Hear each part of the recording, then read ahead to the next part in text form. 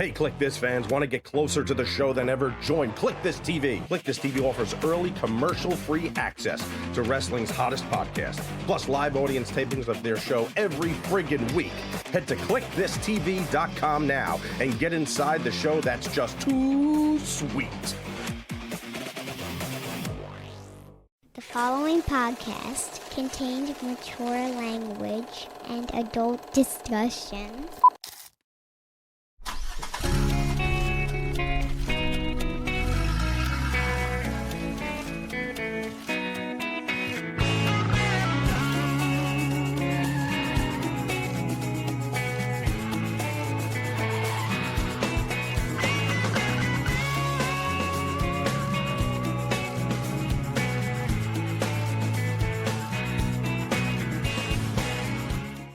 Where's Wes today? I forgot to ask about that.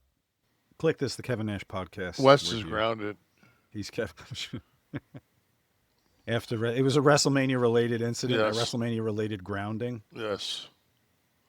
I bet you would have liked to have been a little more grounded this past weekend. Kev, you did a marathon appearance. I got to hand it to you. I know how just a singular appearance can wreak havoc on your tiny body. And you did 3 days in Vegas. You worked every single day, multiple appearances on some days, plus the WWE obligations of obligation, but you would have gone anyway to see Paul. But so hats off, bro. Well, I appreciate that, but it's like I want to say number one to all the people that came out and were kind enough to spend some time with me and show me love. That never, I mean, I never take that for granted. That's just, you know, it's unbelievable. It's just as many years as I haven't been like in the limelight, to have so many people show up on a daily basis and tell me how important, you know, I was to their lives and their childhoods, and then on top of that, so many people that are just absolutely digging the podcast, that it's a huge part of their Mondays, you know. So I mean, there's a validation, and we all act like we don't give a fuck, and we all act like we don't want approval, but we do. We seek that, and the validation to that degree is unbelievable. So to everybody that showed up, and it made it a difficult 3 or 4 days for a 65-year-old cat, made it in retrospect more than worthwhile. Yeah. So, and so now I have so many questions for you, just about like physically. Do you have to take breaks to stretch your back? dude, or I don't your even hips? get up and piss. So if you're there for 4 hours, you're seated for 4 hours? 5 hours, dude. Okay. 2 muscle milks, 32 ounces of Gatorade electrolyte water. I know I can hold I won't have to piss. Jesus Christ. That's 80 grams of protein. If you ever do, though, you've kind of established precedent on this show that you could pull out a bottle and just drop your dong in it right under the table. And they'd probably pop the line. I have, on numerous occasions, where they're set up where the piping is behind you, and there's like that 2 or 3 feet before the wall. I've put piss bottles back there before. You have, yeah. And just fucking snuck back there and fucking squeezed one in and fucking come back and put a little hand sanitizer. Hey! Does your money collector have to hold the bottle, or you give them a break? No, I'd lose a lot more people. There's a lot more people that are working for me that are taking breaks, because I don't take breaks. Right. I'm old school, baby. I'm there to fucking to look at fucking Ben Franklin as much as I can. all facing the same way and all on top. Gotta be. Now when you get to your room though, you got to be like just. Oh, You need what, an hour? You tell people like if you have another obligation, you got to tell people like I need to just. no, I left after 5 hours. I left, got into a fucking, walked out front, got in an SUV, drove right to Caesars, and did another 2 hours, 2.5 hours there. When do you eat? Drink protein shakes. You eat, you got to dump. Well, a few hours. There's no time. Right? There's no time for dumpage. Right. No, you got to get up. You got to get up early enough so you can get your metabolic everything in you and make sure you have a bowel movement. And then you know, because you definitely don't want to take a shower then go, oh, I got to go to the bathroom. So you want to have a bowel movement, take a shower, be as fresh as possible. Then after that, man, it's just go for it. Should do a little documentary segment. We should film when you have like a marathon weekend like this, just all the little Nashisms, like when to have your shake and, when to your stretches or, The morning is because there's a mango coconut fiber bar that I eat with like Herbalife makes a tea, and it doesn't have the coffee has like a different consistency to it. This is like water almost, but it's super potent, but it's just something about it that it makes me use when I go on my vacation with my wife. I won't drink coffee. I'll drink that tea. Mm-hmm. And that's the whole thing. Like, when you've traveled, that was a long fucking flight. Yeah. What was it in? It was 5 hours, right? Because it was 4:23, and then there was when we landed, there was a plane in our gate, so we sat for 20-something minutes. Then, of course, we were redirected to another one.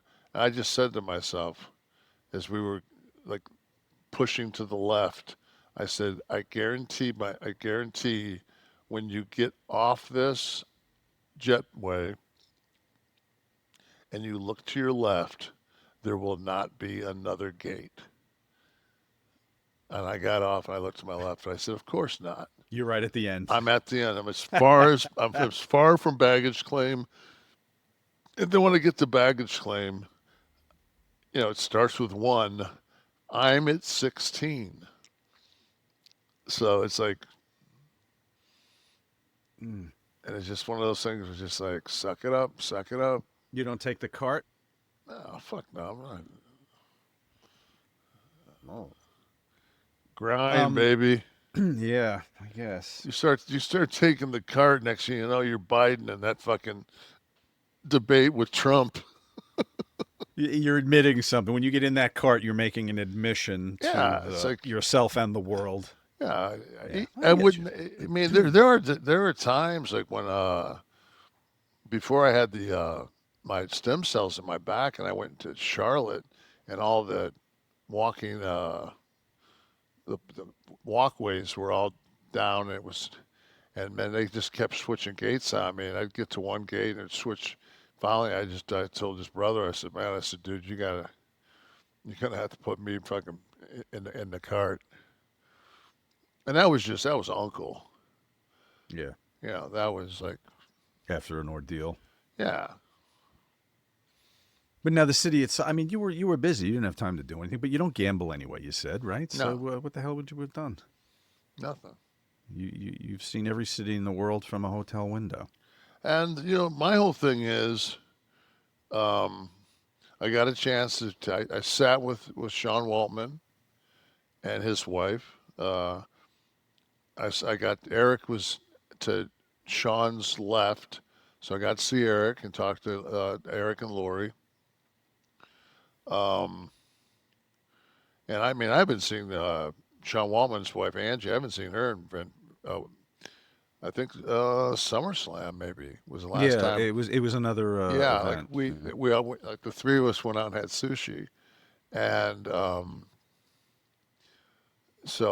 and I was sitting next to Jimmy Hart at the Hall of Fame. So, but like I got to see Paul, I got to see Sean Waltman, I got to see Shawn Michaels, I got to see Taker, I got to hang out with Steve Austin. So that's kind of like the people that I stay in touch with on a daily, or a weekly basis. And then, of course, I got to see Dallas, um, and those are kind of my boys. And then I had dinner with Steve Borden, Sting, and Robbie Steiner, which are like guys that kind of broke me in and put me under their wing when I was a jabron. And we had a really nice dinner at Edge at the Westgate. They got a nice steakhouse there. Bronson came, That's nice. so Bron Braun. came and joined us for dinner. So I got to see my. Now, for anyone that doesn't know, you've known Braun since. We have picture. I have a picture T of. was. Go Yeah, I have a picture of T sitting with. I mean, all of them. It was. All of Robbie's boys. I mean, we were friends. Like Yeah. we hung out. Like we went to, we'd go up there and Robbie would get like a hay wagon, and Scotty would put on like some giant black afro, and we'd go from house to house and, you know, do the Halloween trick or treating. Oh, just recreate a scene from The Warriors or something. With Yeah. the, So yeah. no, I mean it was just. So I knew those guys back when I was just bouncing at the Cheetah, and we were all training at Coffee's gym in Atlanta, and actually Marietta. You lived near each other though too, didn't you? No, we just we lived in that gym together. That was like that was a hardcore place, man. That was a place where the beast trained, and The the Hall of Fame event itself. Again, you're going to be sitting for a considerable amount of time. What was the running time on this this time? I think it was close to 4. How did this go haywire? Because there are Oscar telecasts and Emmys, and where we're giving out 45 awards, not 6, and we can bring it in 3 hours. What do we have to do? As if I'm going to be asked. My whole thing was this: if you're going to put somebody like Triple H in the Hall of Fame, he's the only one that goes in. Because to me, it's... For the night? Yeah. You can put the other people in that are packages, but you can't have, you just can't have people going up there because it's a special night for everybody. And everybody wants to tell their story. Like I don't know Michelle. I don't know Mark's wife at all. We've had just like, hi, how are you? So like I didn't, that was an era where I wasn't watching their program. Right. So I wasn't aware of her contribution. So that was from just a fan standpoint. I thought she had a great speech. And then, Dallas opened it up. Dallas was short and crisp. But at the same time, it's just like, not enough is said for Dallas on how many people that have stood on that Hall of Fame stage that he's gotten there that wouldn't be probably alive. there's a lot of what Dallas has given back to the boys is amazing. Mm-hmm. And I thought Lex was short and sweet. Mm-hmm. It's so hard because there's packages of and everybody's, there's a lot of the boys and the ladies that have passed that deserve a spot in the Hall of Fame, and you have to pick, 4 or 5 people that have passed to throw in, and people are obviously going to be, looked aside.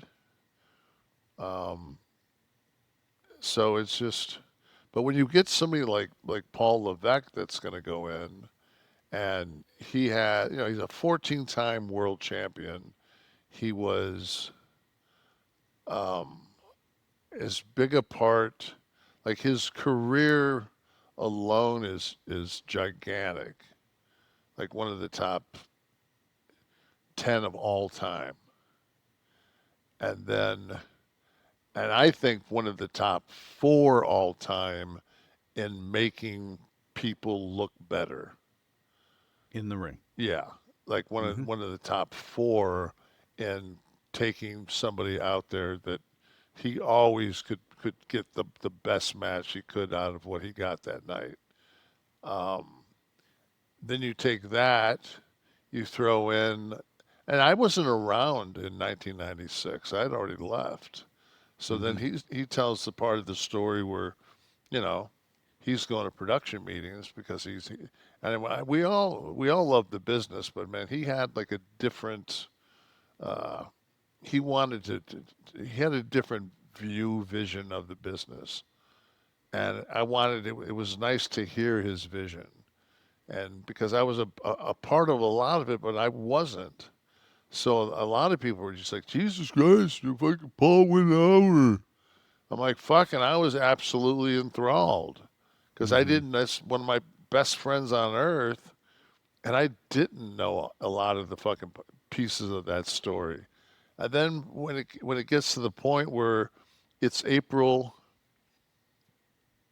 it's mid-April, and you know how fucking thin the ice is on the Great Lakes, and you got to fucking keep walking and tell the fucking what you need to about the relationship with you and Vince, and how that he doesn't stand in front of us right now if that relationship doesn't become a part of his life. Mm-hmm. I mean, so it's like it was that was a night upon its own, and so, but no matter how you look at it, you're getting back. I'm getting back to my hotel at 2:30, 3 o'clock in the morning, Mm-hmm. and my phone is. I just plugged my phone in and went to alarm, and it was set for 7:45 the day before. I just switched the fucking Friday to Saturday, Yeah. and looked down, and it was like 2 hours and 47 minutes till fucking that fucking closest thing I could find to jazz music to wake me up. If that was 30 years ago with Paul and Shawn and Scott, pointless to even go to bed at that point, right? Oh, yeah, I mean, because the train would, I mean, I just would have rolled right into that fucking. Number one, I would have rolled into the signing with Scott. So Scott and I would have found some place to go. We would have found some gentleman's club to hang out for the 3 hours in between. It wasn't Just like killing time. yeah, wasn't like we put our shades on when it came out at 8 o'clock out of the cheetah or wherever, you know. Uh, but We'll talk more. We're planning something a little special based on this yeah, year's Hall of Fame in a yeah, couple of weeks. You guys will see. It's going to be a really unique show, something different for you guys. But paying homage to Kev's friend, Yeah.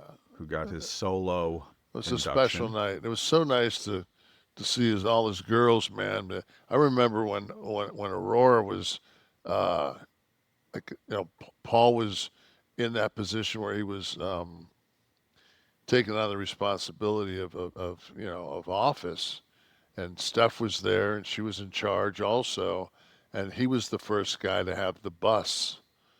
And I remember they had one of the dresser drawers pulled out, and that was her crib. Like that's where Right. Aurora. I mean, and here she is. She's a freshman in college. I'm just like wow. Yeah. Yeah. Yeah.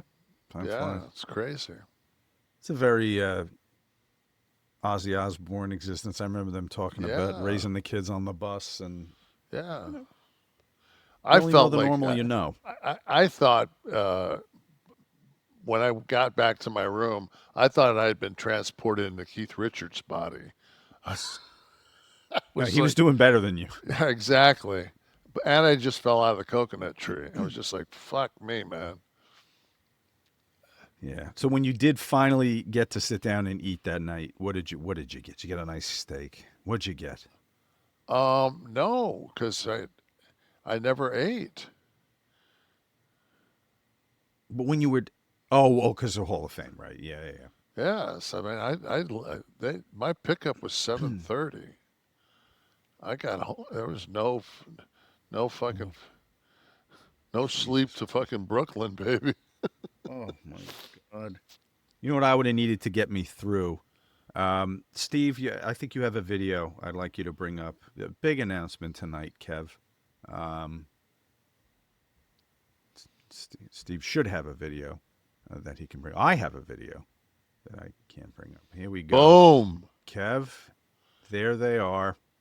Off the line. I can hear the excitement in the live audience. The Get Blitzed Lit Aid Kliq This edition. With Kev's key line. with the Vegas Rat Pack vibe. Absolutely. We have some good ideas for commercials for that, don't we? Yes. I got to pitch that to those guys. That's next. So hot off the line, they're shipping now. So everybody that is listening and hopefully watching and seeing the If I would product, have had one of those, I'd have missed the entire weekend after that Hall of Fame. you had a case of those. Wow. What the hell am I talking about? I am talking about our friends at Get Blitzed, who now have the Kliq This Lit Aid. Kliq This edition. Go to their website, which is, of course, get-blitzed.com. Which in no way diminishes the lovely sipping syrup. There's the sipping syrup, too. And I want to tell everybody about that. That's the nano-infused Delta 9 THC sipping syrup. It's the gimmick you've known and loved for such a long time. Some new animation here, Kev, I'm seeing. Some little characters dancing across the screen. I think those are probably copyrighted characters that I can't mention. They remind me of something from my childhood that I won't mention. But Farm Aid. guys, this I think they were involved in the Farm Aid ads. it is nano-infused Delta 9, goes bypasses the breakdown in the liver, so it gets right into your system and makes you feel good. There's some new production here we're looking at. This is guys, if you're in Maryland, why don't you hit a Stay Lit smoke shop? But for the rest of us, it's legal to ship right from the Get Blitzed website to almost all 50 states without a med card, as long as you're over 21. And right now you can save 15% by entering the code KLIQ, K-L-I-Q, at checkout. Go to get-blitzed.com. That's get-blitzed.com. You can check out the Delta 9 THC Sip and Syrup or get some of our stuff. Kev's Key Lime, Sean's Blue Raz, the Get Blitzed Lit Aid pre-mixed drinks. They are delicious. I have never spoken to anyone who I gave one of these to that didn't absolutely love it. You know what the guy said at that runs the manufacturing plant, Kev? He's currently manufacturing 7 THC beverages. He said ours tasted the best. That was Trent Trent of the manufacturing company. My buddy John that I talk about often. Mm-hmm. He drinks THC drinks, and he really liked ours. Damn right. Kev, feedback from last week. Some folks that were listening and watching. Can we say something before we you could say anything I you think want. somebody said, can we do something with Kevin's breathing? Yeah, we can do something with my. I sound like Darth Vader because I've had my nose broken so many times. I just want you guys to hear. This is what it sounds like to breathe out of my nose. Nothing.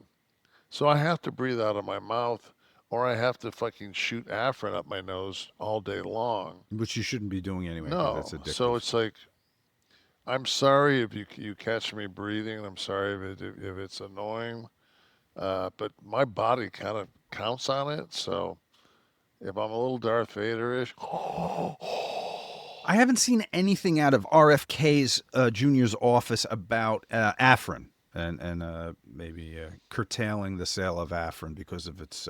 I did see a picture of him walking addictiveness. out of a Georgetown bar drunk the other night.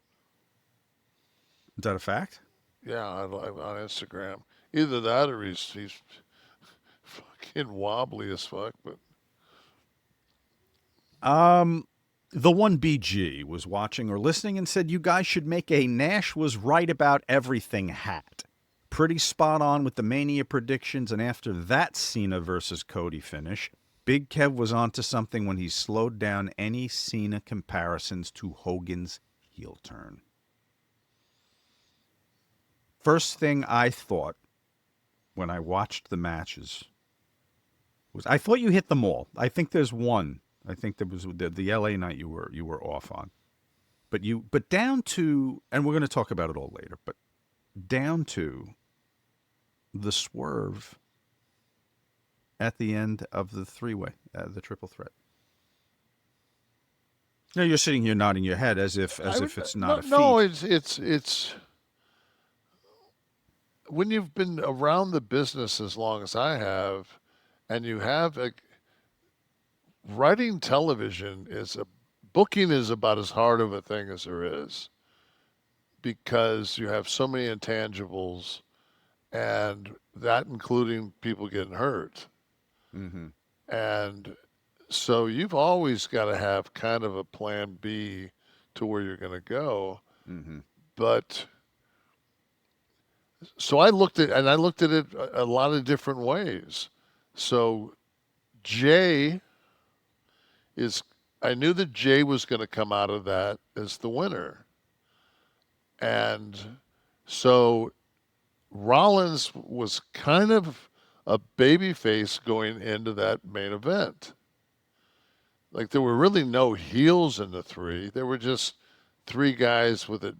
So you had to create a heel because somebody's got to work with Jay on that Raw, and it's kind of hard for Paul to say the new anointed everything else when he doesn't have a strap.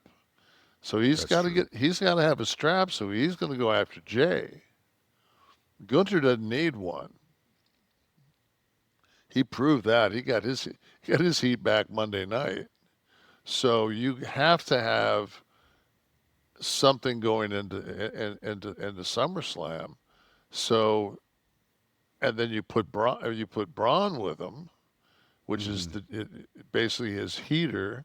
So now you can work a lot of you can work tag matches where you can occasionally beat Rollins, but not beat him because you're not beating him singularly. Right. So there's just a. There you go. There's the shirt. Everything, not even WrestleMania. You just write about everything. Yeah. Well, after China sold like $1.5 billion worth of Bitcoin and bought gold, Buy gold. I'm like, are you kidding me? Like all these fucking guys that are out there saying, "Oh, good cryptocurrency." Yeah, well, the guys that are building the 600-mile-an-hour fucking train in a tube, they're buying gold. So, did you? I sent you that one thing where The cost, yeah. we for the every mile on the LA high speed was $1 billion, and like every mile in China is like 2 million. Yeah, it's $2 million. It's like, That's who you want to go to war with yeah. over manufacturing. As we continue to give them trillions of dollars and pay interest on it, and it's always like, yeah, but we outspend everybody else in the military. Really? Like who has the ability to get China's books and look at them to see what they're spending? Independent accounting. Yes, we're going to do a The same people that are holding the Oscars. Price Waterhouse or whatever. Yeah, the Oscar finalists. Oh, fuck, man. Jonathan S. Eaton, Triple H's Hall of Fame speech was one of the best speeches I ever heard. Everything. The video package, Shawn's introduction speech to Triple H's was perfect. I love the stories. As I listened, I realized how lucky you guys were to have a friend like him, and likewise, how lucky he is to have friends like you. Congratulations reserved for Triple H, but also to you, Shawn, Kid, and Scott, for helping him get there. Love the show, Kev. Thank you.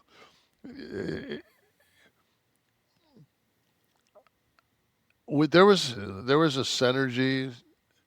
The Kliq was really, really strong, and we knew we were running that show. And when he walked in and we watched him, we knew he was special. And when he made that first trip with us and survived, we knew he was special. And it's funny how we were the first ones to know just what a special human he was. You know? I want to talk to him. You got to make this happen. If he's going to do one show, it should be yours, for God's sakes. I would love to know. I wouldn't want to take that. I wouldn't want it to take any time. He looked so tired after that Hall of Fame speech, and I knew that I was going to go home and curl up in a ball for 3 hours. He was going to go home, get a couple hours sleep. Yeah. And he was going to be back, man, running in front of 125,000 people for the next 2 days. Well, we'll get him in between pay-per-views. See, when Pritchard can handle things for a while. So I would love to know how he managed to navigate the seas on which you guys got him. He always lived cleanly. So, and, notoriously, the Kliq didn't always. So just for him he could have very easily hung with, Blackman or just somebody. But you didn't listen to his story then. Because everybody he drove with didn't talk the business 24/7. Exactly. So I want to know how difficult it was for him. Obviously, the payoff was learning, right? Learning the business, but a difficult lifestyle-wise to. But what are you doing? So what you're doing is you're the only reason you're in that fucking van, and the only reason you're on the road is to get to the next building to perform, because we're pro wrestlers, and that's what we do.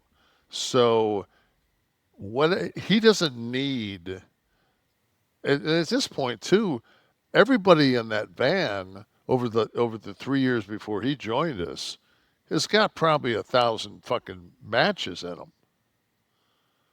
So I mean, we're like the fucking guys that have been up and down Hamburger Hill for 3 years. So we're fried. This is during the no cannabis, no steroid era. So it's not like we're bouncing back because we're juiced up. It's not like we're fucking, I mean, you have two options. Eat pills and drink booze. Not exactly the cocktail that you want to be taking for longevity. I don't know many people that have smoked themselves to an OD. Right. But the funny story, and Scott and I used to fucking laugh about this, and Kid too.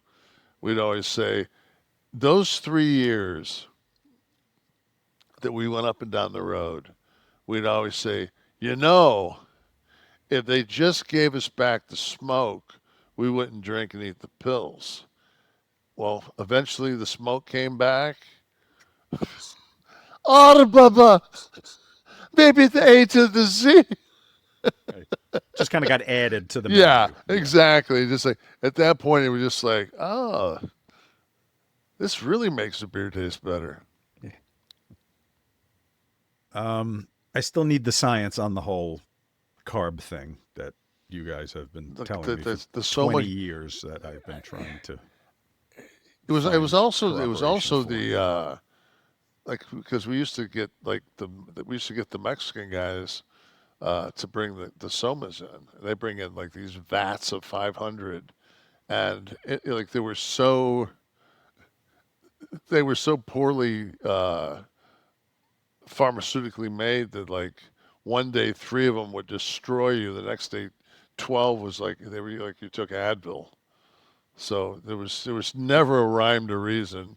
You never knew when they were going to hit, and it was always at the worst possible, But that was a universe. Oh, look, a roadblock up ahead with the police. Hey, mine are kicking in. Mine too. The thing I think I've talked about on the air. When you guys would drop before the music would hit, and when the first one would kick, you'd go home. That's like, you guys must have been so fucking bored. That's like a tight wire. It's like, how can I turn tonight's match, which I've done 65 times in the last 2 months, into a little bit of an adventure? How can we add some more snapping alligators below the tightrope? Yeah, it was, but it was also, man, it's what made that, like when I see all of us, except for one, I see and that's the thing that hurts the worst. I miss Scott every day, man, but when I'm with those other 3 guys and he's not there, it's just like, oh, like it's just, and the void it's not like his void is equal to everybody else's, because Scott was so fucking, it's just the Scott, the Scottisms, like just, like. But I think each of you kind of had a different role in the Western. Well, and yeah. if any of you was out of the equation, the other ones would be saying the same thing. Kev was so, or Shawn was so. When Paul sat and talked about how everyone had a different view of the business. Mm-hmm. Right. He said Kev looked at things granular like a motion picture, because I didn't fucking get suplexed by my friends into a pool and say I want to be a pro wrestler. I wanted to be a pro basketball player. So when it came time to sit in a car and go up and down the road and put together a story that I wanted to tell in the ring, I'd always be like, you ever see High Noon? Like I always was your frame of reference. Because that's what I was. I was a movie guy, so all of my shit was going to be somehow tied into cinema, whether it was Cape Fear, whether it was Heat. Like I've told that story a million times. I sat across from Vince and I said, "You just saw Heat, right?" He said, "Yeah." I said, "Who'd you want to go over at the end?" I go, "De Niro or Pacino?" He goes, "Fuck De Niro." I said, De Niro was a fucking babyface. I'm sorry, De It was Niro, a heel. De Niro was the heel. And he What a fucking baby just, face to and him. he Yeah. looked at me and he was just like, and I saw the light bulb go off. And that's when he let me kind of be that tweener, and he just took that and fucking made it Steve. And Steve took it and fucking put a rocket ship on it, and that was the end of that fucking deal. Yeah. And Steve is still, like, when you watch the Hall of Fame, everybody's a great speaker and everybody's this and everybody's that. There's only one Stone Cold.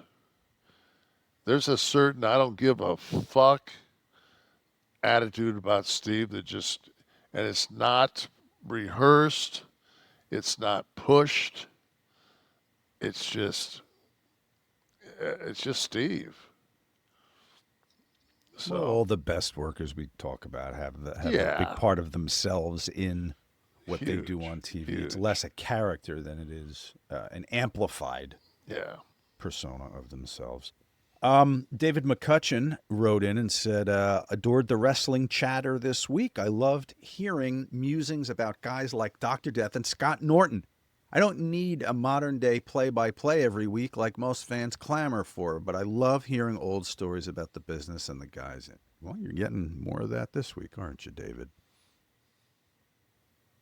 But that was the thing. I did I ask you last week what percentage of the guys today ride together so they can talk about the business? And I think you said none. Yeah, well, I just saw a thing on Netflix, and they showed like the next like couple of months of the tours, and fucking next to every fucking town was either Raw or SmackDown. It's all TV. It's all TV. Right. They're not fucking running arena shows anymore. I think they've got that one at the Garden in December.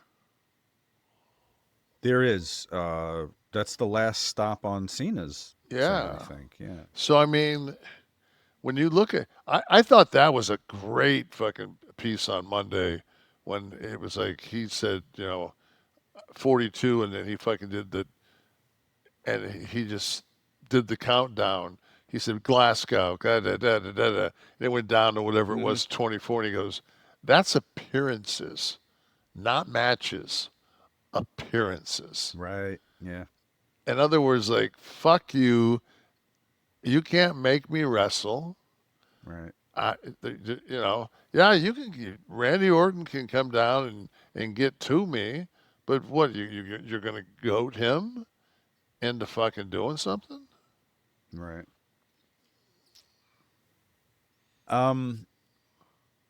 The Achilles 8936, worst WrestleMania booking of all time. No wonder Rock didn't want to show up.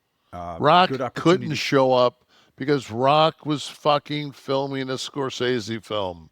The last time Rock fucking showed up, right before Hercules, he tore his fucking pelvis bone off his pelvis, and he fucking cost production $10 million. So no, Rock can say whatever he wants. I didn't want to fucking fuck up Cena's fucking moment. He didn't have the option. Scorsese was not going to let him fuck off. So no.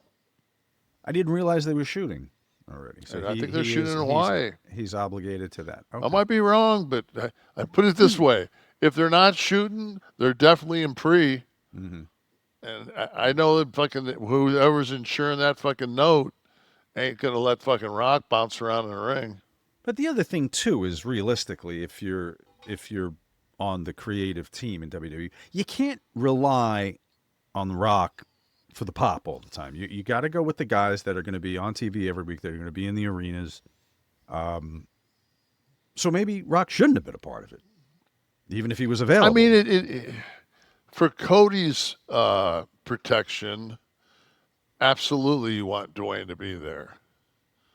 You want as many, you want him to go through as many obstacles as possible. So, And it's hard for babyface to. I mean, even if it's a fuck, it's hard for babyface to take that kind of a loss. But I sat and I really thought about it, and I said, you know, the story last WrestleMania was that Cody wanted to finish his story. And he became the world champion, the undisputed world champion. And that's what he wanted. And that fulfilled his story. Right. So he went another whole year fulfilling that story and being the top merchandise seller and the man. And it just so happens that somebody's came back that has had an absolutely epic career, who's carried the fucking carried the wagon for year after year after year after year. But at the same time, I don't want to take away anything. I think we have to look back for Cody's sake and say, let's look historically what Cody Rhodes has done. Cody Rhodes was Stardust. Cody Rhodes said, fuck this. Had the balls to say, fuck this, left. Went on the indies and then fucking started All In, which became AEW. And he basically, for a while, they were the hot fucking ticket. And that was all Cody. Cody and Dustin's match and outside of Chicago in that Sears building or whatever it was that I watched was one of those nights in my life where I was just like, wow, like that's fucking pretty epic. And this is like, these are Dusty's kids. I think Cody's at the point now where Cody Rhodes is no longer Dusty's kid. Cody Rhodes is Cody Rhodes. I agree. Yeah, and he's fucking distinguished himself absolutely outside the shadow. Dusty's his father. Yeah. So, and I'm not saying Dustin hasn't done the same. I'm just saying Cody's done it in a huge fucking way by being, you know, epically fucking the man. So now it's just everybody needs to take a fucking a breath, and that includes Cody. I'm sure that like it hurts. I'm sure there's a fucking. We all have that when you have that strap. When I gave it to fucking Brett at the Capitol Center at Survivor, it just takes a couple of days for you to realize, like, phew, man, I didn't realize how hard it was swimming with this fucking extra 20 pounds on. And he'll get there, and he'll realize that he doesn't need that anymore. You know? Well, that's what I was going to say. Do you think it hurts, or do you think he understands that this is just he's smart, man. the next chapter? Yeah, and it's like he's young. He's young as fuck. Yeah, exactly. He's young, man. Like, enjoy some time just to, number one, look back at what you fucking have accomplished. Because you know what, man? Before you know it, you're going to be fucking 60 years old, and you're going to wish you fucking dragged your feet a little bit and smelled the roses before fucking, you know. And I think we all have done that in our lives. When you look at it, it's just like, don't do like I did, you know. Don't think that you're going to have another 25 years with your kid. You know, enjoy your family. If you got some time off right now, man, fucking soak that in, because don't worry, man. That fucking grind, it's waiting for you. How does Cody have to change now? Well, I'm just, for me, the curiosity is because he wasn't. He was in no way featured on Monday. Like Cody didn't do. Like Randy Orton got to Cena. Mm-hmm. You know, so Why?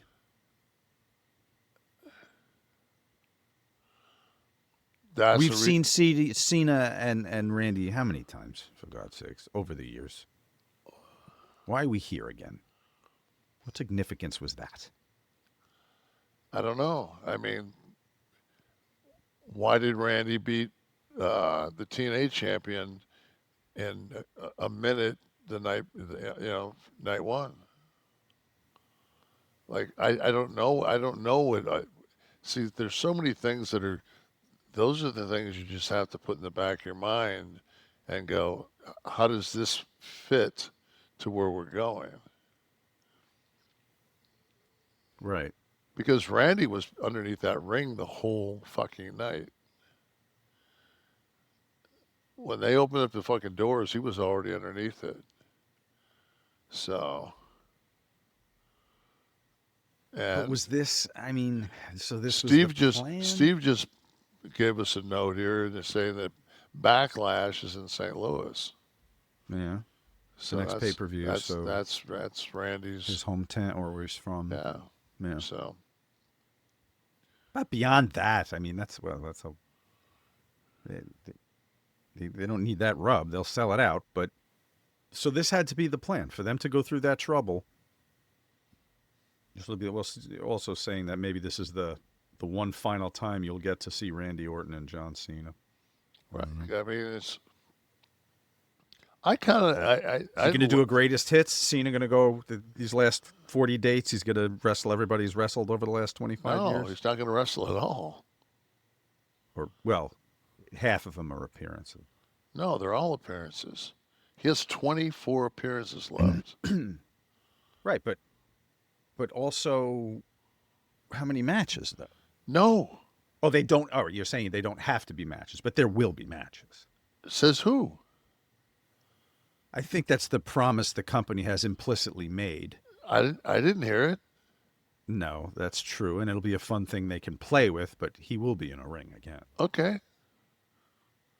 You're going to have SummerSlam's going to come, and you're not going to have a John Cena main event? No.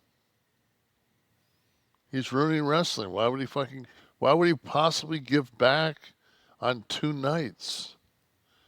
Fill it on your own, motherfuckers. I've got you fucking I've got your Universal title. I've got 2 of your belts fucking tied into one.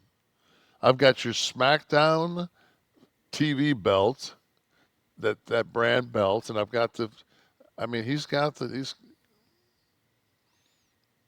That would be fun if they did a Nash style thing like that. He's basically said business. The belted fucking Austin and Triple H and HBK and Taker and all those guys had. He has it, and he will be the last motherfucker to ever have that belt. And when he leaves, they can have whatever fucking tournament they want to have and anoint their new fucking guy, but it won't be with his belt and it won't be on his terms. But I don't think you can do that to the audience. Why? Where are they going? It's the old storytelling rule. If you show the gun in Act 1, it has to go off in Act 3. It's like a Hitchcock thing. You know, the bomb's under the table. No. And we all know it, and we're waiting. We'll see. It'll be fun. Something they can have fun with. I think that if it happens anywhere, it's going to be in the Garden. The last show? Not on TV. That's a very Nash thing to do. Makes that a pretty fucking hot ticket. It does, but it's a finite amount of people, 20,000 people versus exactly infinite amount of people who can watch it and give you a rating and all that stuff. It's the build-up. The Tim Malcolm. The music is very subpar. My brother and I were speaking about this last night watching Mania. It's so generic. For once, I agree with something Shawn says. Dick. Also, for a Mania, the entrances were extremely boring. Like, remember the days when the entrance was like the Super Bowl commercials? They were just as cool or as important as the match itself. We talked about entrances a little bit too. The signature glass break. I think that when you're looking at the distance that they're coming to the ring, what really, it's the walk is the entrance. You know, it's a Superdome or the Silverdome. They brought the motherfuckers down in those motorized gimmicks. Yeah, the little carts. Yeah, like that's, now these guys are walking, 75 yards to, like, how much of an entrance can you can have all the shit you want to. Then after that, you still got 75 yards to fill fucking talking about. So, Yeah. yeah, with the packages and everything else, it's just like, get them to the ring, fuck the entrance, the bullshit. Like, nobody needs to fucking land in a helicopter, come off of out of the ceiling. Just walk down there, fucking have your match, tell your story, fucking next. Just get it in. Yeah. You guys want to get it in? You guys want to get it in the way you should? BLUECHEW. BLUECHEW.com. Have better sex with BLUECHEW. That's what they're all about. They're the original brand offering chewable tablets for better sex. And starting now, BLUECHEW is offering a combo so strong. We're talking about BLUECHEW Max. Kev, you ran into one of the ad executives. Yes, I did. Representing BLUECHEW at WrestleMania. And? It was, I think we mutually liked our partnership. Yes. That's putting it mildly. We're talking about BLUECHEW Max right now. It has arrived. It's here. It's the power of 2-in-1. Viagra and Cialis in one tablet. It acts fast and lasts. So, guys, be ready. Be ready when your partner needs it. Great sex is just a few clicks away. And if you sign up at BLUECHEW.com, you're going to see the beauty of the process. It's all done online. You're going to consult with one of their licensed medical providers briefly, and once you're approved, you receive your prescription within days. Tablets are made in the USA, no tariffs. Prepared, shipped directly and discreetly to your door. Best part, all online. I mean, no messing around at the doctor's office or the pharmacy. And they're not going to stop. They're not going to stop until every man is bricked up. Brick house, that's the mission. And listen, everyone can use an extra hand now and again, and it's just about confidence, guys. More horsepower is what we're talking about. Make life easier by getting harder. Discover your options at BLUECHEW.com. We've got a special deal for our listeners. Try your first month of BLUECHEW free when you use the promo code NASH, N-A-S-H. Just pay $5 for the shipping, okay? Promo code NASH. Visit BLUECHEW.com for more details and important safety information. We thank BLUECHEW for being our oldest sponsor, our longest sponsor. Mike Paez was listening last week and said Charlize Theron was not in Heat. It was Ashley Judd. You're absolutely correct. I errantly said I watched Charlize it Theron. last night. And that's exactly what I'm going to ask you after I tell you that Ism Schism also wrote in and said, man, Shawn's Heat slander triggered the F out of me. That movie is top 5 all time. Come on now. So you've watched it again. It came out in, I think, 95. So it's aged 30 years now. How did it sit with you last night? How did it sit with you last night? I mean, it's, you forget, but then again, I watched on the plane going to Vegas, I watched Godfather 2. You certainly had time for it. Yeah, no doubt. Is it? So I watched Godfather 2, and he when he gets hot in that, it's like there's just that Pacino that as he got like past that scent of a woman and further, it was just more so. But you just, he's a little over the top in that. A little bit. I But, liked but the only controlled Pacino. The slow burn. The slow burn. The yeah, old Dog Pacino. Day. That Dog, I was mean, special. there's a huge difference between like the Serpico, like Dog Day Afternoon. cruising. Yeah, Underrated performance. yeah. So, but it's still so funny that just the 2-man fire team movement with Kilmer and De Niro as they work their way up the street. It's just so good. If you've ever been through that training and in the armed services, where it's you put suppressive fire and the guy moves, and then he puts suppressive fire and you move, like to watch tactically something done in '95 and watch them changing the clips, You're So, talking about the accuracy of the what? yeah, just the feel. I mean, it just I don't know what the fuck rounds they were firing to can open the metal on those the cars the way they were, but that's a pretty small That's round. Hollywood for you. That's a Hollywood gunfire. Yeah. But I don't know. I was. Fichtner is I love when he kills Fichtner. Which one was he? Fichtner was he's the guy that tries to fuck. They try to kill De Niro at the drive-in when they're going to resell the bonds to him. Oh, right. That's right. Yeah. The businessman. Yeah. Yeah. Bill was the quarterback for the guards in the longest yard for us.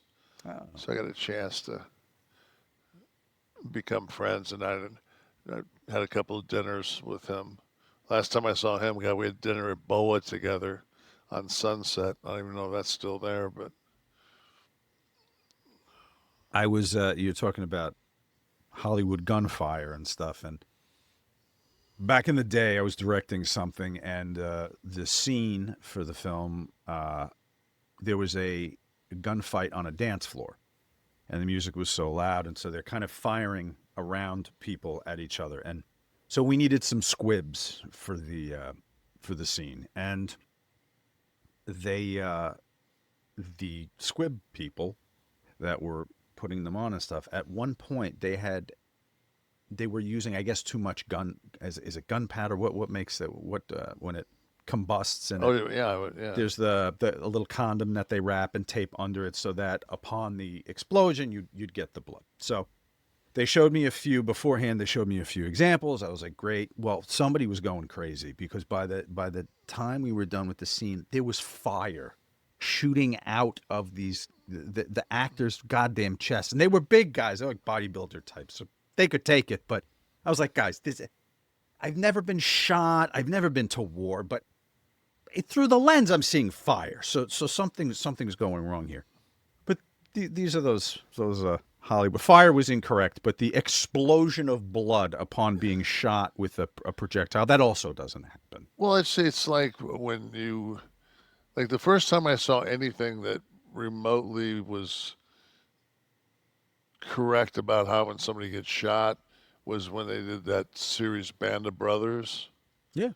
And like somebody be running, they get shot. It looked like a marionette that fucking somebody cut their strings. Like you just collapse. You watch some of those Instagram things, and I think I block them all, and every once in a while one will come where you see two guys have an argument, and you're like, where's this going? And then the fucking dude just pulls out a gun and fucking hits them twice. And sometimes it's like, because they don't hit a fucking organ, the fucking guy kind of does the fucking funky chicken for a second, but then his his system goes into shock and he drops, Right. and it's just like, I was told at some point, I can't remember by who, if it was this film or something, but unless you're hit in a debilitating place, people drop because that's what they see and that's what they're conditioned to. But there are plenty of times where somebody's shot and it's superficial enough, or it's not in something that impedes your ability to move, and they'll keep coming. oh yeah. Yeah, that's why people that's why people use 45 caliber, they use larger, they want knockdown power. Right, knockdown. Right. You get fucking hit, you get hit with a 45 round. They say it's like, getting hit with a fucking baseball. Mm-hmm. So if it even hits you in the shoulder, that 50 caliber that I have, that Desert Eagle, whew, that fucking round, man. I wouldn't even. You got hit in the wrist on that, you're going down. I could barely hold it. I think the kick on that, it would have flown out of my hand if I were to fire that. Until you see how far that weapon tracks, how far that it recoils, it's unbelievable. Yeah. Guys, if you want to join us and be part of the crew here, part of the pre-show, part of the question asking, part of the fun, and also get the show early, get it without commercials, you can go to kliqthistv.com, sign up and become part of the 11 Soft Club. Those are our patrons, our Patreon fans. We have more to dissect here about the big event. Something about the Cena-Cody match that I thought was weird for them to book was his hesitance to use the belt in the spot was the same as AJ not wanting to use the brass knucks when he was being encouraged to do so. It was like that same moment, which I thought was weird. Why would they do that? I think in a world of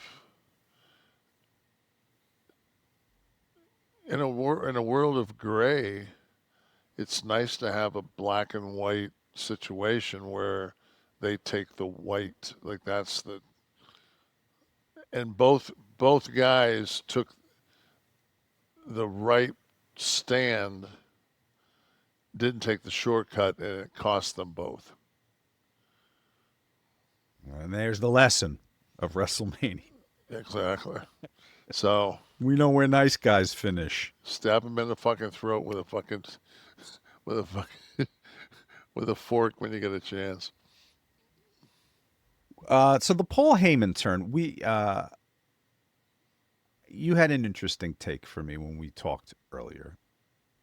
When I brought up Bron and his having lost the title, and then whereas I like, are they just trying to reposition him now that he won't be part of the IC title race? Or why would they put him here? And you said? I said, number one, that there's a reason he's not the wise man because it's his nickname. I mean, if you listen to Paul's Heyman. No, if you listen to Triple H's speech at the Hall of Fame, he basically says that fucking, if it's the fucking Corleones, Paul Heyman is Robert Duvall. I mean, that's what he is to that organization.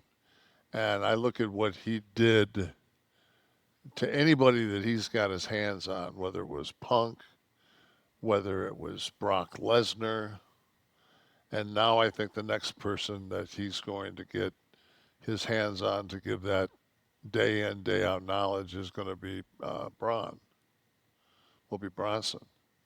So he's going to get the ability to be in that Diesel position where he's the heater for who I think is probably the best worker they've got. One thing I will say on that on the three-way dance for the main event for night one was unbelievable spots. They kept it going. It didn't feel elimination chambered, laid down. I agree. I mean, the fucking spot when Roman goes for the spear and feeds it into the fucking pedigree. Mm-hmm. I mean, when you watch that back in slow motion, like, you forget how good those fucking three guys are. Mm-hmm. You know, like, people will say the era before, those motherfuckers right there, those three guys can all fucking go. I mean, they can go. And that one spinning, whatever the fuck that Rollins did, I'm just like, you know, and they say that he's a beast as far as his cross training, but he has that ability that Shawn Michaels had, but at a higher degree of just knowing where the fuck his body is. You know, when he takes off. So Logan Paul has that innate, like a fucking cat, where you throw him and he lands on his feet. So. And so, yeah, so with those triple threat matches, and you never want the guy waiting for the bus. You know what I mean? Like, No. three people can't be wrestling at once. We understand that. But what is the third person doing? And never once did I ask myself that in this match. So I do have to tip my hat to them. Did such a great job of, before you could get to that point, they were already beyond it. And it was like you had to reload and go, okay, sooner or later this has got to slow down. And it's like, nope. And then when it did slow down, you knew it was go home. And then the go home was not what people expected. Right. So I thought the psychology was great. I thought it was laid out great. Again, you know, that Paul Heyman had a huge interest and say so into where that went and how it was executed. I think that was, I thought, a really brilliant piece of business to get what they wanted out of that match, and to be able to Monday for Seth to walk to the ring and not be so jokerish and a lot more the man. Right. You know. Using WrestleMania to kind of reset a course for people sometimes, Yes. which this event kind of does. It's, you know, the end of season into the next season.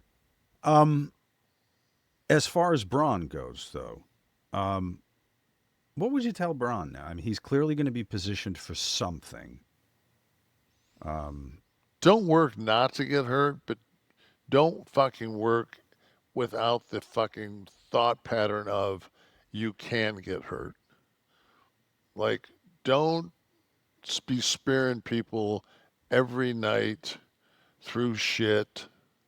Maybe have a backup to where instead of it always being a spear, maybe like a flying elbow, something that he could land in somebody's chest to protect himself a little bit more. Or forearm or something like that. Yeah, because if he's going to be moving into the high profile here, you got to stay healthy. Yeah, he's young as fuck, man. He's like 25, 26 years old. Mm-hmm. And he's just... Now the world's his, man. You know, he's just got to abide his time. And what about stick work? I think that I think that will come, but I think that he's already shown that he's got the ability. Okay. And then why do you put Heyman? Why do you put Heyman with somebody? Well, He's the question is though but he's that your how much of mouthpiece. he's your mouthpiece, Paul becomes your mouthpiece, right? and then as Lesnar grows, Lesnar's able to take more and more of that, and then I remember when Lesnar did the dancing with the beatbox and all. I mean, the character just continually develops, but he's not put in a position to fail. He's put in a position to fucking succeed by having everything set up accordingly. Mm. That's the key. That's when you know you're running on fucking 12 cylinders. When you have the ability to fucking, okay, we're gonna anoint him. He's gonna be the next big thing, and we're gonna take care of him. And we know the form. They already know the formulation.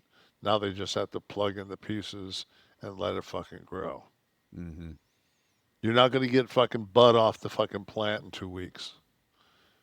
You gotta let it fucking grow. Mm-hmm. A formulation that has changed the way I feel about my blue jeans is the perfect jean, Kev, and that's because the level of comfort when I wear a perfect jean, it doesn't even feel like I'm wearing denim. Okay, this is a fact that you can do yoga in these pants. You can work out in these jeans. They have the stretch. It's pure, soft, stretchy perfection. The perfect jean is not called that for no reason, folks. They've redefined what jeans can be. No crushed nuts, saggy diaper butts. It's perfect fit. And the best thing about it is you can cultivate your perfect fit by going through their combinations. 6 fits, a size range, rather, from 26 to 50-inch waist, lengths up to 38, the colors, there's about 5,000 ways, by the way, that you can customize your perfect jean to make it the perfect jean for you. Are you thick? Are you skinny? Are you short? You're tall? Doesn't matter where you fall. The perfect jean has got you covered. Work pants, chasing the kids. I mean, it's really made for an active lifestyle. And for a limited time, as always, our listeners are going to get 15% off their first order, plus free shipping at theperfectjean.nyc. Or you could just Google The Perfect Jean, and it'll bring you there. And the code you're going to use is KLIQ15, KLIQ 15. I have my pairs. I love them. The first one I got from them was that kind of the light blue. I think it's called Joker, the color. If you're looking at the screen, it's the one all the way. The guy extending his leg all the way there on the left. Touching his hog? Yeah, grabbing, holding on. There's plenty of room for that to grow too because of the give that the pants have. Over 400,000 old, young, big, and small men agree the perfect jean is the perfect damn jean. So go to theperfectjean.nyc. Use that code KLIQ15, KLIQ15 for 15% off for new customers at theperfectjean.nyc. Please support the show. When they ask you who sent you, you tell them Kliq This. Fuck your khakis. Get the perfect jean. I do love the perfect jean. I does. Couple more things before I leave the WWE discussion here. Kev, the pull apart, the Pat McAfee, Gunther confrontation, the ensuing pull apart. I asked you earlier, is there a pull apart class in wrestling school? No. Should there be? No, it's such a it's so hard because number one, man, it's like it's so easy to hurt somebody doing a pull apart. Somebody grabs Just you, because of the chaos. and somebody goes. You've really got to have people that are that have a clue. So you don't want somebody down there grabbing, and next thing you know, you're tearing somebody's labrum, or you know, one of the rotator cuffs of your bicep, or just But so. then believability too, right? Because like if I wanted to get someone off my friend, I'm probably just not going to grab them by the bicep and start pulling. No, I mean, if somebody had one of my friends and they're stupid enough to be on the ground, I mean, I'm going to stomp the fuck out of their face.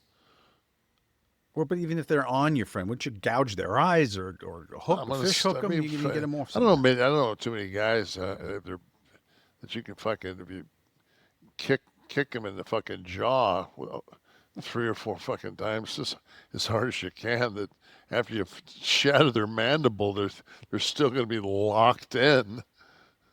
I mean, yeah, you can go down there and grab their fingers and twist them back, but I mean that's why you keep a 3.5-inch fucking blade that's legal. Stick that in their fucking liver 3 or 4 times. And what about we don't recommend this, by the way, anyone out there. This is not the way to break up a fight Saturday night. Ah, that's right. You can go for the fingers, like Kevin said. I'm in Florida, so it's fucking. You pretty much can do whatever you want. It's hold your grounds. Before they even fucking get you down, you've already fucking put fucking one in their 6 forehead. rounds in them. Yeah. Now, what about the rest of the boys? Like, is it not inconceivable to think that Pat McAfee has a couple of friends back in the locker room that maybe would have wanted to get involved? I wish they would have broke a little kayfabe and had somebody come down. It could have been a way to impregnate an angle with Gunther. I don't know exactly what they've got in store for Gunther moving forward, but if a baby face that's like Drew and McAfee seem to have a pretty good relationship on the show. Right.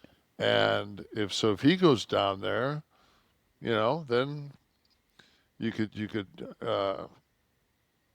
and you don't have it become an angle. Like Drew doesn't then have an angle with Gunther. He just runs down to help his friend. And that's it, to keep that realism. But you also, at least you have that optic and that footage that, boy, you can plug in anywhere you want to. If you need it, sure, it's there. Yeah. Yeah. Understood. Got it. So all in all, Kev, if you had to give it a grade in wrestling school, you walked away from the 8 goddamn hours that WrestleMania is now, and you'd give it a I what? look at it with such a different fucking... to me, to see the visual of that place packed and that energy from when I first came to that company and we were in Hartford, like to see the difference of what that has become, where $30,000 for 2 people is that's just what it costs you to fucking to For these some of the to packages. be close, that to they be have, close yeah. enough to. So I mean, to see what that has become.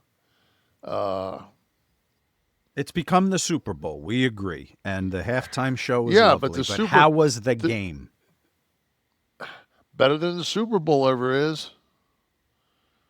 And I tell you what, man, I haven't been to too many 2-day Super Bowls. So I mean, as far as spectacles, I don't think there's anything that touches it. And I think that they just continue to. I mean, they had NXT, they had fucking SmackDown, Raw. I mean, there was just, Mm-hmm. I still think it's too long. I don't know if we need everybody. I know it's the WrestleMania thing to get as many people on the bill as possible on the card. And there is an exhaustion factor to watching it. This is my opinion, not yours.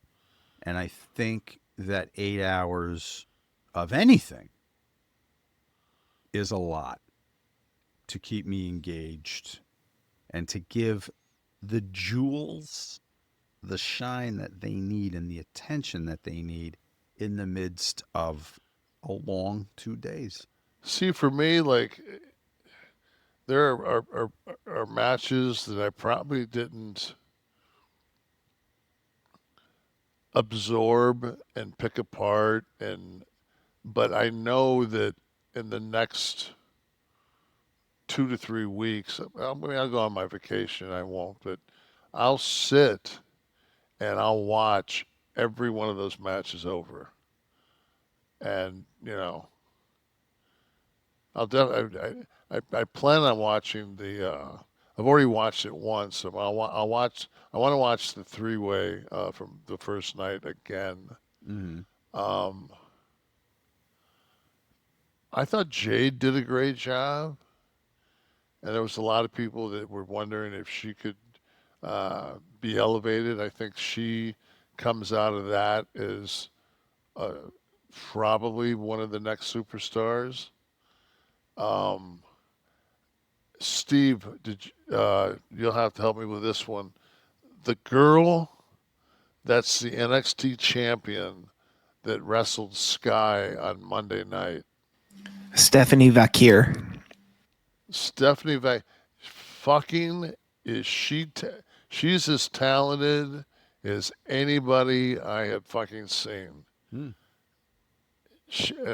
I don't watch NXT. I mean, I don't have enough time in my life. But they were having a hell of a match until that got fucked up, and she's a fucking star. So, and then you take Becky, and you bring Becky back. You throw her in a match, and you think, oh, okay, of course they're going to go over because you never beat the fucking substitute. That's rule 101. And then the next night, or Monday night, they come back and they're going to have a rematch, and you're thinking, okay, well, this should be interesting. They have a hell of a match. I think my Diesel mate needs to fucking work tall. She spends too much time bending over, letting these shorter girls do shit with her. I don't know if anybody else noticed that. That's a good point. But I see her kind of almost putting herself in position to let people fucking Cooperating with getting your ass yeah, kicked because a little she's bit, so much bigger. As often Don't do happens that. today. Mm-hmm. Make them work big. Don't you work small. She's talented as fuck. I like those two as a package. I'm glad they walk out of it 4-time champs, and then you get Becky to fucking turn, and now you've got her going against the IC champ and a fucking. So not only does she come back and she's a heel, but she's already in a program, and she sells merch. She's a fucking hot ticket item, and you fucking in 3 days. Not only does she come back, but she fucking comes back like she was never gone. So that's huge. That's huge from a booking standpoint, from putting shit together, and seeing much further than fucking, you know, everybody saw Bayley go down, and then it's just like, okay, they want to get Becky in here. Then now you see where it went, and you go, wow, fuck, brilliant. Right. All right. Kev, how about some Dear Sexy? We have a couple of people that were like, Sure. that were looking for Dear Abby's advice. Can I say we didn't? I don't want to fucking not touch on something political, because so many people out there love our politics. Well, how do you know that someone wasn't going to ask Abby what they thought the Bitcoin's future was? I'll go into Bitcoin. I just want to say this. If the Democrats are going to run into the midterm and their fucking message is going to be Trump bad, you're going to get smoked again. Like, come on, man. What's our what? Come on, Democrats. Like, what is our message? It's all reactive right now. Yeah. I read somewhere, and I use it as a business practice, and it was actually positioned as business advice. When you're returning fire from the bunker, somebody else is dictating the battle. When you're out firing and they're returning your fire, you've changed the game. And all the Democrats can do right now is return fire. And it will get to a point where I think the Supreme Court can only look so bad for so long before like they have to fucking say, dude. But at the same time, I almost feel like this is a fucking rib. Like, I'm just going to get rid of Powell. And the market takes... I never said that. I mean, it's just... I've gotten to the point now where there's been a little bit of fucking stabilization where I've actually taken some more shit and moved to just like, fuck, man, let's just take 5% on this and call it a day. Like, I don't need growth. I don't want to take any losses. Just park it. So you park it in cash or somewhere. Yeah. Yeah. At this point, it's like, to me, jumping into Bitcoin right now, it'd be like fucking be saying, hey, I heard you guys are going to be hitting the beach at Anzio. I'd like to be the first one out of the fucking front of that fucking that lander. I haven't seen Private Ryan. What exactly happens? It happens, yeah. I haven't played fucking Medal of Honor. So Hegseth's hanging in there though, just in case you're concerned. Dude. Okay, these are the things that they've got to fucking stop. Hegseth is fucking. He lies on top of a lie. It's still the same fucking deal. It's just another layer to the fucking lie that he already lied on, and he lied on it again. And it's just like, dude, just say I fucked up. I learned my lesson. Trump's not getting rid of him. Right. Don't. You look like. Did you see the other day on Instagram? He showed up for the Easter egg hunt. He had one sideburn fucking 4 inches long and one fucking one. It looked like somebody that got hammered the night before. They fucking, oh shit, we got to beware, and left one sideburn. I'm like, what the fuck, dude? Like, and then you got Trump saying since he's been on the planet, everything's a fucking witch hunt. Well, guess what?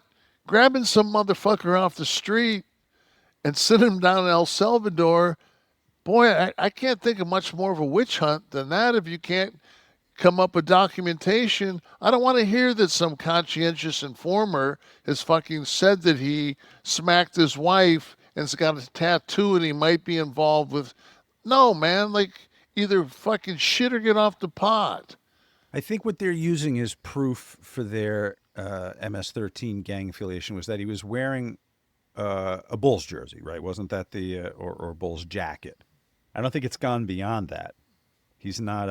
I think the score is still this gentleman 0 felony convictions to Trump's 34. I think it's 34-0 still. Yeah, that count.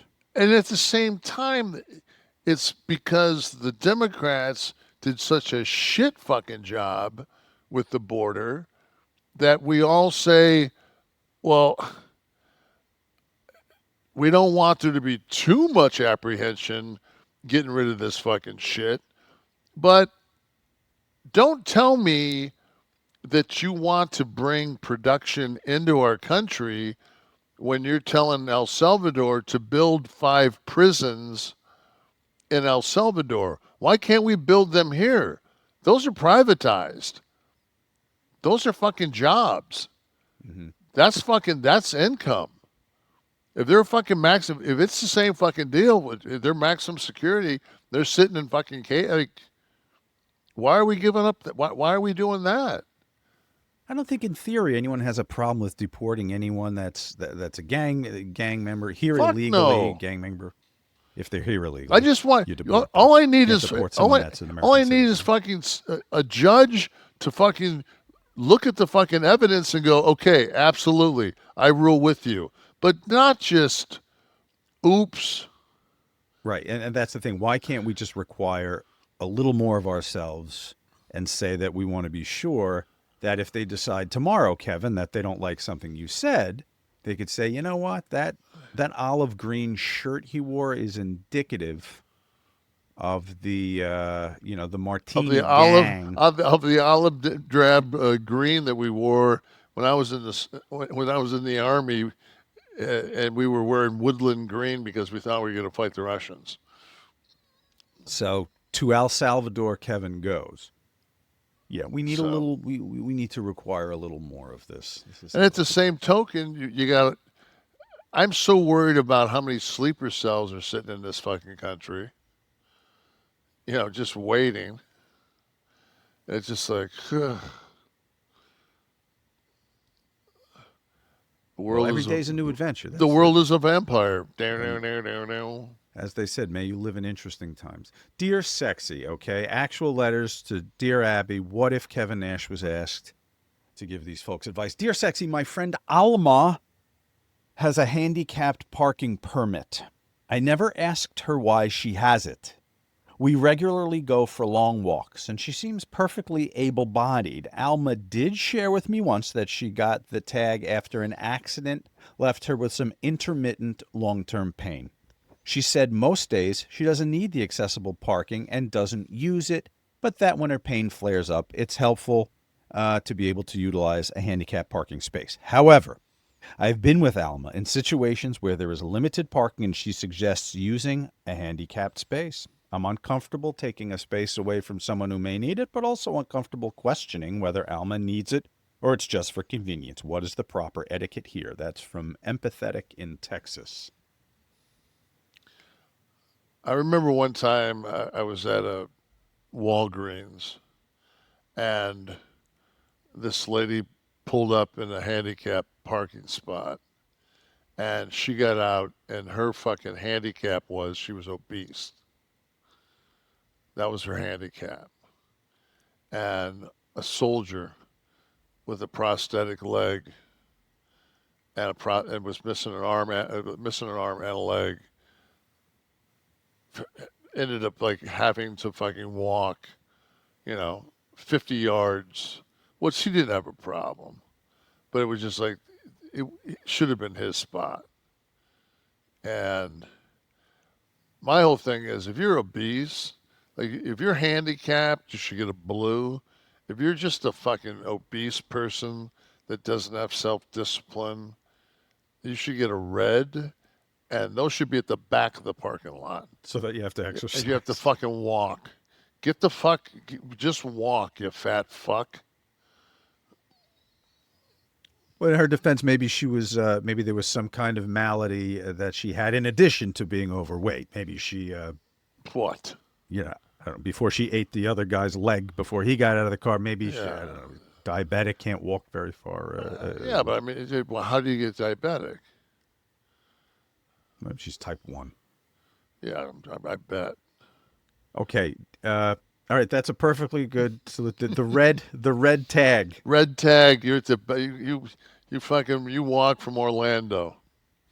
Dear Sexy, we were recorded on video and audio on our daughter's porch, thinking we were talking to each other privately. We were discussing how hurt we were that she didn't want to spend time with us on our 50th wedding anniversary shortly after she and her husband moved out of state. They could have easily driven to a new RV park closer to our house. Her aunt tried to talk with her about seeing family and being with us, but she refused. We have supported our daughter despite all the mistakes she has made. She was offended that we had no good thoughts regarding her new life in a new state. In another state, and confronted me about my negativity, which was caught on camera. I have apologized, but to no avail about my negativity, but I was angry and hurt. My husband believes she has to be the one to forgive and forget. It's been 2 years of sending Christmas and birthday cards with no acknowledgement. What to do? That's from Busted in Georgia. I guess they were caught on the security camera. Well, it seems to me that they probably enabled for a very long time, and they got tired of it, or she got tired of fucking being enabled, but then being called on it. And, you know, once you talk shit about somebody, I mean, I know I'm probably not going to drive across country for somebody that talks shit about me.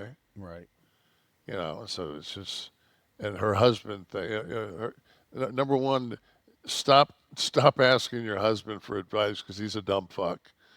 Because obviously after 2 years, that's not working. Right. You have to give the olive branch, and you have to continually give the olive branch.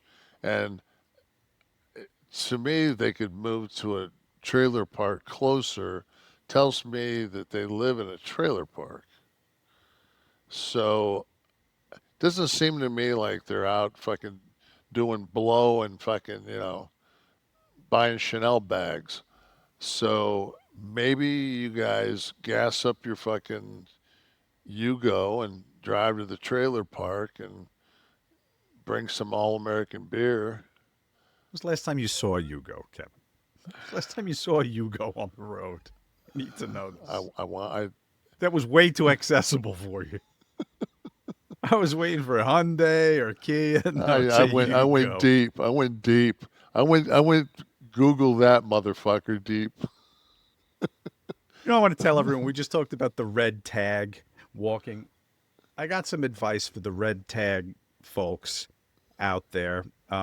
Maybe get your red tag traded in for the blue tag by having a little spoon ski. A little magic spoon, everybody. What am I talking about? I'm talking about high protein and zero. You see the zero right there. Zero sugar. Okay. In both their cereal and treats, reinvented from our childhood nostalgia. Some of these flavors, like the frosted that I hold here, very reminiscent of something that tastes great. They've also launched the brand new high protein granola, and true to the Magic Spoon promise, it is packed with protein and it is oh so crunchy. Let's talk about the treats. The little bars, easy to throw in your bag and take on the road. Great flavors like marshmallow, chocolate peanut butter, dark chocolate, crispy, airy, crunchy, and the easiest way to get 12 grams of protein on the go. If you're into the granola, perfect. 13 grams of protein, still zero added sugars. They come in delicious flavors like dark chocolate almond, honey almond, peanut butter. Guys, we're going to give you $5 off your next order if you do that at magicspoon.com/Kliq, Kliq, or look for Magic Spoon on Amazon or in your nearest grocery store. They're in the stores now, guys. They're here to stay. magicspoon.com/Kliq, Kliq, if you want the $5 off. All right, Kev, it's basketball playoffs, baseball starting up. This is prime time for Prize Picks. The hell am I talking about, Prize Picks? You know what I'm talking about, Prize Picks. They're the best place to turn your sports knowledge into cash. Millions of members already online. Prize Picks has made daily fantasy sports accessible to all. All you're going to do, you're going to pick more or less about at least 2 players for a shot to win up to 2,000 times your cash. Run your game all season long on Prize Picks. It's so much fun to do. You look at the interface on my app is great. I can go through, see who's playing tonight, the next week, Friday, whenever, and make my picks. If you want to cash in on the basketball playoffs with Prize Picks, don't miss your last chance to add your favorite players from the court to your Prize Picks lineup. Whether it's points, more or less certain amount of points, more or less certain amount of rebounds, assists, take your pick of more or less, okay? Get your shot of up to 2,000 times your cash today. Some specials going on Tuesdays, every Tuesday. Prize Picks will discount several projections on the board, usually by about 15 to 20%. Okay? How about Flex Fridays? Make sure you opt in and tap the checkbox on your lineup builder to be eligible for the protected play on Flex Fridays. Guys, it's so much fun. Download this app, and if you sign up today, get $50 instantly when you just play $5. You don't even need to win to receive the $50 bonus. It's guaranteed. Prize Picks also offers weekly promotions. They can lead to big payoffs like the Taco Tuesday I told you about before. Guys, get in on it. We've played it here online. Download the app today. Use the code Kliq, KLIQ, and get $50 instantly after you play your first $5 lineup. That's code KLIQ. Get $50 instantly after you play your first $5 lineup. Prize Picks. Run your game. Please join all of our friends except Kevin here at as part of the 11 Soft Club. A lot of fun. Like our friends. Who's in the house? Throw somebody up here. Who's been commenting that we can throw up? Is it our friend Ivan? Is there in CB? They'd like to know why Kev's current viewers or listener ask questions for Dear Sexy. You know, that's not a bad idea. I wonder about that. Why don't we do that? So, like, it's not Dear Abby. It's just Dear Sexy, but it's from someone here. Okay. Yeah. I'm guys, hit me up in the general chat. There's a general chat and then there's a DM on Patreon. Hit me up and I'll send it to Shawn. All right, there you go. So we can have for our next Dear Sexy segment, we can do that, Steve. We can do. Kevin Gilbald likes your hat. Thank you. I guess do the youngins call it a beanie? No, it's still beanie. A floppy beanie hat. Somebody else joked about how it looked like you were ready to just play hacky sack. I am trying to you try to make with the yourself Headbangers younger. Ball T-shirt. It's a very 90s basement hang. Absolutely, yeah, it is very. It looks like we're working on your dad's keg right now. Right. I'm getting ready between the beanie and the Headbangers Bowl shirt. I'm ready to audition for like Wayne's World 4, of course, maybe, and we'll put on some Weezer. And Kev, somebody made a suggestion while you were stepping away that we do the Dear Sexy with old Dear Abbeys, but why don't we open it to people in the audience that maybe need life advice? So maybe in the future we will throw one audience question. Britt needs some advice. Go ahead, Britt. You can ask yours. We're doing the Ask Nash anyway. So go ahead, Britt. You can have the first one. And she thinks you're doing 2007 boy band. Thank you very much. You probably weren't born yet, my love. So just throw her question up when it comes, Steve. I'll start with one of the ones from the audience here. Oof, I've got 9. You've got 9. All 8. right. Yeah, I've got 8 Hills. questions. My little one is so into Weezer right now. It's crazy. That was an ongoing joke. Anytime we saw like a dude with a guitar case at the airport, T and I would always walk up and go, "Are you in Weezer?" We didn't care who it was. I mean, if he was 60, if he was 12. Maybe, yeah. It's like, dude, are you in Weezer? Stephen Breach, who's not in Weezer, asks, it says, "Hey, Kev, met Nash this weekend. Great dude. Honestly, was nervous. What is his daily routine to do 4 days of meet and greets like that?" He was always present, always on time. Does he go to bed early? What does he do to get ready for the day? So no is the answer, to go to bed early. Yeah, I mean, I the best I can. Well, like, you couldn't because you had obligations. Yeah, I mean, it's just, you know what? It's one of those things. You either function. If you make a commitment, and the commitment is that you're going to be signing for Friday, Saturday, and Sunday, and the hours are there, and people make the effort to come over and see you, then, I mean, I've made an obligation to those people. Yeah, of course. You know, so I have to be there, and it's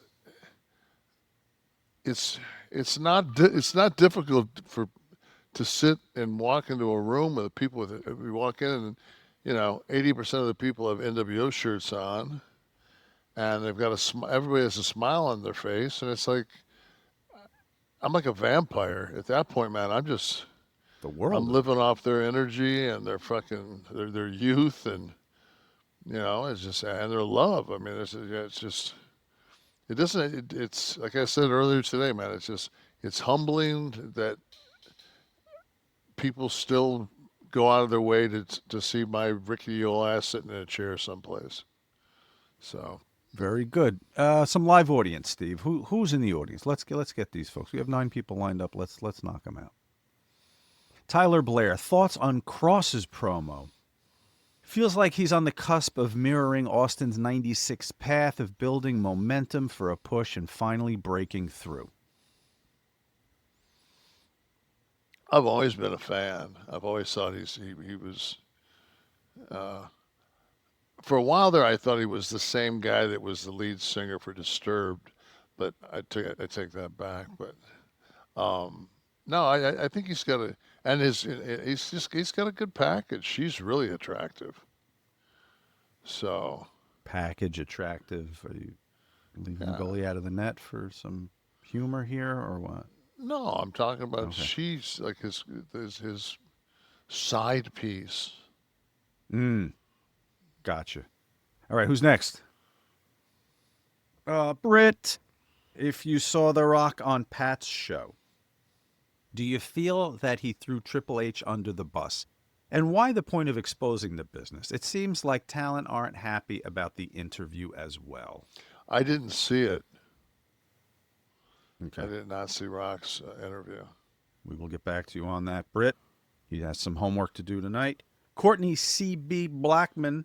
Hunter's funny stories about the Kliq sound a lot like Goodfellas. If the Kliq was Goodfellas, who would be which character? Obviously, Kev is Paulie. HBK is Pesci. Scott would be De Niro, right? This might be the best question we've had ever. Let's see. Paulie, Big Paulie. So you'd be Paul Vario was his real name. Paul Cicero in the movie. Played, of course, by oh Jesus, draw blanks on all names now. HBK would be Pesci, huh? I guess the wild card, the loud one, the one that drew the most heat. I can see that. We were fucking. I think those were revolving fucking parts. You could, depending on the night, you will. Yeah, I mean, fucking.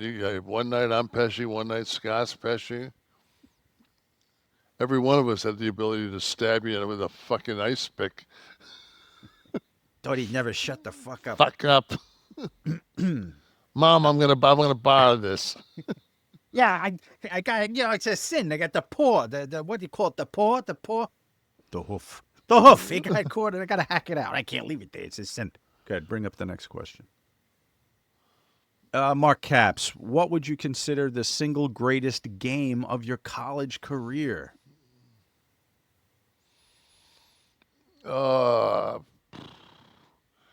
Maybe the Kentucky game where they were number 2 in the country and we beat them.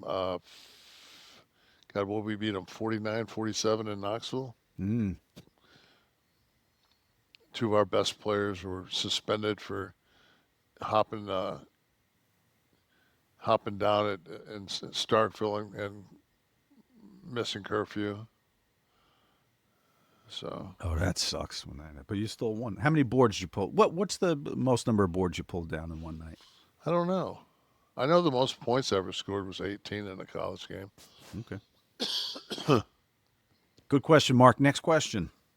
Hashtag Ask Nash is how you do this. I think I had 14 rebounds against Northwestern. That's a big number. That's a good one. Who's next? Irish Flyers.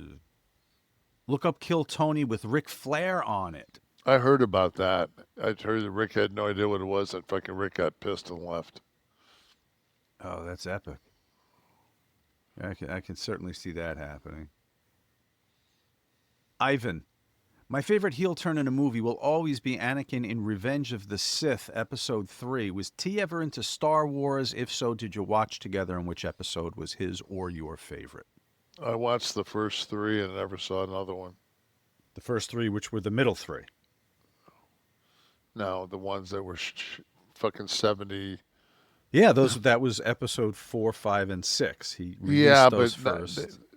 No. You're not buying it. You're not buying into it. I don't do that stupid shit. It's true, though. I live on a real planet. All right. I go by the IMDb fucking which ones were which. The year of release. That's Yeah. the order they came out. That's the fucking order of the story. Prequel my balls. Yeah. All right. What else we got here? Who's here? Anyone else? Anyone else in the house? Or I don't even know who the fuck Anakin is. I think it's Luke Skywalker's son, father. I don't know. It's a good time for me to remind everyone that Kliq This is a production of Butch and Sundance Media, produced in association with Podcast Heat, created by Tristan Nash, Kevin Nash, and Sean Oliver, producer Steve Kaufman, graphics by Dominic D'Angelo, title sequence and audio edit by Wesley Burleson, theme song by Dale Oliver, technical research by Tristan Nash, copyright 2025 Butch and Sundance Media. Kev, do you want to do another one? Hall of Fame. I'm your father.